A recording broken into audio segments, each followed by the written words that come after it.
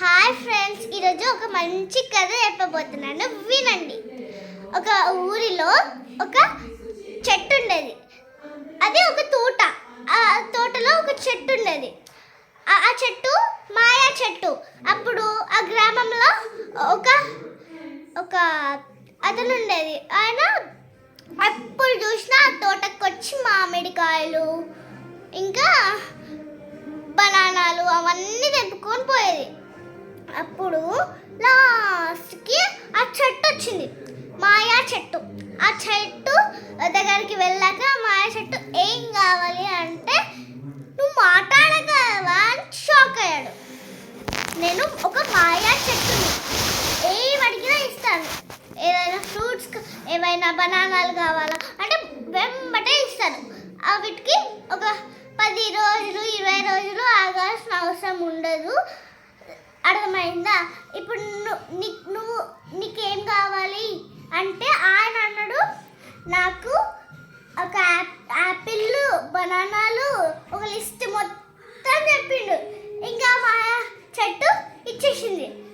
అబ్బా, ఇవి ఎట్లా తీసుకొని పోవాలి, ఇంత పెద్ద ఇంత చిన్న సంచిలో ఇవి ఎట్లా తీసుకొని పోవాలి అని టెన్షన్ పడుతుంటే, అవునా నా దగ్గర సంచి పెద్ద సంచి ఉంది, ఇవ్వరా అంటే ఇవ్వు అంటే ఇంత పెద్ద సంచి ఇచ్చింది.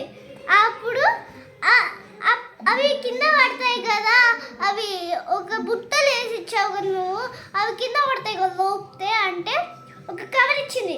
ఇట్లా పెళ్లి చూపులకు పోతే ఇట్లా ఒక టిప్ ఇట్లా ఇస్తారు చూడు, అది కవర్స్ ఉంటాయి కదా, అవి ఇచ్చింది. అవి పెట్టేసి సంచిలో వేసుకొని వెళ్ళండు. వాళ్ళ అమ్మ అడిగింది, ఇన్ని గన ఫ్రూట్స్ నీ దగ్గరికి ఎట్లా వచ్చినాయిరా, ఆ తోట ఏమన్నా ఏదైనా షాపా అంటే, కాదు మమ్మీ, ఆ తోటలో కొన్ని చెట్లు ఉండే, ఆ చెట్లకు ఉండే, అందుకని తీసుకొచ్చిన మా ఫ్రెండ్. మళ్ళీ పెద్ద సంచి ఇంకా ఈ మూటలే అవి కవలరేంద్రా అంటే, మా ఫ్రెండ్ ఇచ్చిండే, నా పక్కన ఉన్నాడు, 2 మూటలు తెచ్చిండు తీసుకోదామని. నేను కూడా తీసుకున్నా, ఇంకా ఆయనకు కొన్న మిలిగినాయి కాబట్టి ఒక సంచి మిలిగింది, ఇంకా కవర్లు మిలిగినాయి. ఆయన వేసుకుంటా అంటే కవర్లు మిలిగినాయి, అందుకనే ఇచ్చిండే అన్నాడు. అబద్ధం చెప్తున్నారా నాకు అన్నది. నేను మొత్తం చూసిన, అన్ని గనం నువ్వు ఎట్లా మోసుకొస్తావులే అని నేను కూడా నీ వెనకాల ఫాలో అయినా. అప్పుడు ఒక మాయా చెట్టు ఉంది కదా ఆ తోటలో, అదేది కావాలని ఇచ్చింది కదా, ఒక పెద్ద మూట కూడా ఇచ్చింది కదా, నీ పక్కన ఎవ్వరు లేడు నేను తప్ప, అదే ఇచ్చింది కదా అన్నీ అంటే. అవునమ్మా, అయితే ఈసారి నుంచి అవి మనం ఒక షాప్ పెడదాము, ఆ షాప్లో అవన్నీ మాయా చెట్టుని అడిగి అవన్నీ అక్కడ పెడదాము. జ్యూస్ షాప్ కూడా పెడదాము, ఆ షాప్లోనే జ్యూస్లు చేద్దాము, ఏ జ్యూస్ కావాలన్నా ఇద్దాము. అప్పుడు వాళ్ళు ఆగి మనకి డబ్బులు ఇస్తే మనం పెద్ద ధనవంతులు అవుదాము అంటే ఓకే అని చెప్పి అట్లా చేసారు. ఒక 100 డేస్ వరకు ఇంకా చేసి వాళ్ళు పెద్ద ధనవంతులు అయిపోయారు.